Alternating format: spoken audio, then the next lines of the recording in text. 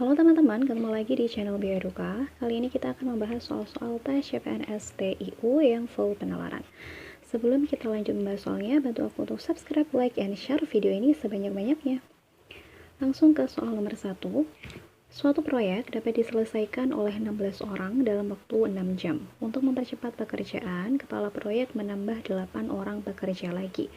Maka pekerjaan tersebut akan selesai berapa jam lebih cepat dari yang sebelumnya. Berarti yang ditanyakan itu adalah berapa jam lebih cepat. Yang awalnya berapa jam, kemudian berubah menjadi berapa jam. Nah, selisihnya itu berapa. Jadi yang kita cari adalah selisihnya. Oke, nah jenis soal ini merupakan jenis soal berbanding terbalik, di mana semakin banyak orangnya, maka akan selesai dalam waktu yang lebih cepat. Sedangkan semakin dikit orangnya, maka akan selesai lebih lama. Oke, kita langsung ke cara pengerjaannya. Apabila tadi dikerjakan oleh 16 orang, maka akan selesai dalam waktu 6 jam. Nah, apabila dikerjakan 24 orang, kira-kira akan selesai dalam waktu berapa jam? Oke, seperti yang sudah aku jelaskan di awal, bahwa soal ini merupakan perbandingan yang berbalik nilai. Sehingga 16 per 24, maka yang bagian jamnya ini kita balik. Yang awalnya 6 per X, maka berubah menjadi X per 6. Maka langsung saja kita kalikan silang, di mana 24-nya kita kalikan dengan X, sedangkan 16-nya kita kalikan dengan 6. Maka 24X sama dengan 16 dikali 6. 24X sama dengan 96, maka X-nya atau X jamnya itu diperoleh dengan cara membagi 96 dengan 24, sehingga diperolehlah 4 jam. Nah, awalnya tadi kan membutuhkan waktu 24 jam. Setelah ditambah oleh 8 pekerja, ternyata hanya membutuhkan waktu 4 jam. Maka pekerjaan ini selesai 2 jam lebih cepat, di mana 2 jam ini diperoleh dengan cara mengurangkan 6 dikurangi dengan 4. Yang awalnya 6 jam berubah menjadi 4 jam, sehingga pekerjaan ini selesai 2 jam lebih cepat dari sebelumnya. Maka jawaban untuk soal nomor 1 adalah opsi yang D. Oke, kita lanjut ke soal nomor 2. Alena membawa jas hujan jika langit mendung. Alena tidak membawa jas hujan atau hujan turun. Jalanan akan tergenang jika hujan turun. Jalanan tidak tergenang, maka simpulan yang tepat adalah A. Alena tidak membawa jas hujan, B. Alena membawa jas hujan, C. Langit tidak mendung, D. Langit tidak mendung dan hujan tidak turun, atau E. Hujan tidak turun.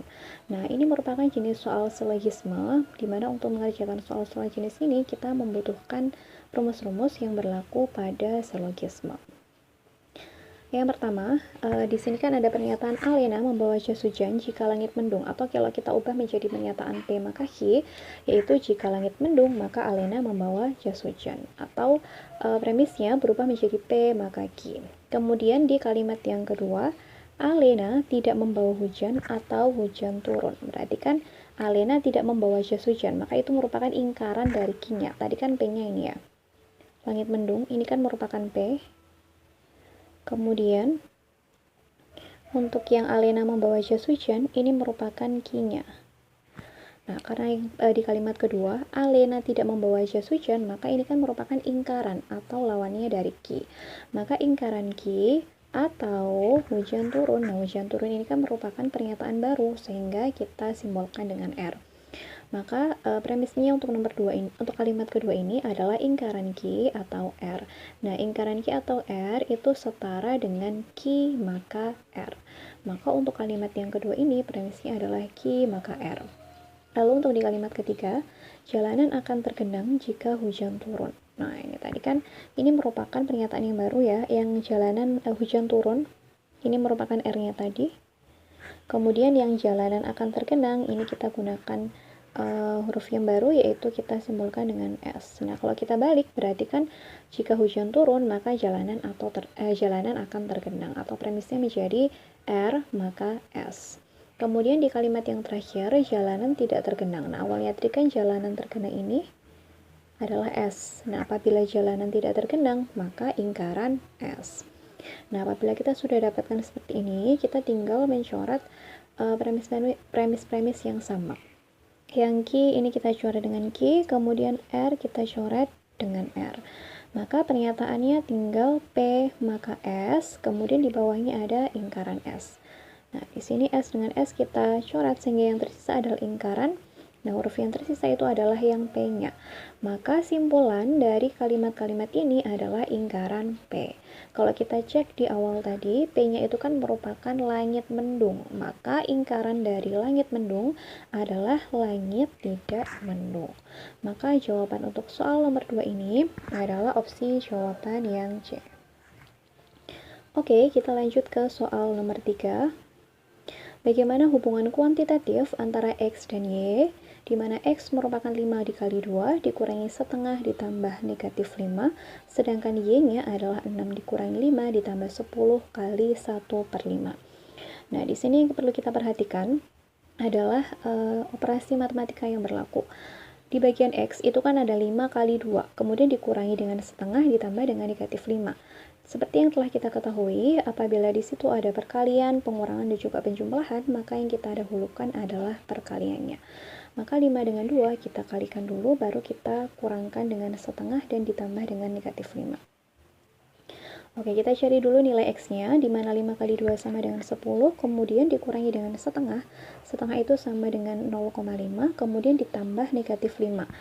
Negatif dengan positif bertemu, maka tandanya berubah menjadi negatif. Maka 10 dikurangi 0,5 dikurangi 5 sama dengan 4,5. Maka nilai X-nya adalah sebesar 4,5. Sekarang kita tinggal menghitung berapa nilai Y-nya.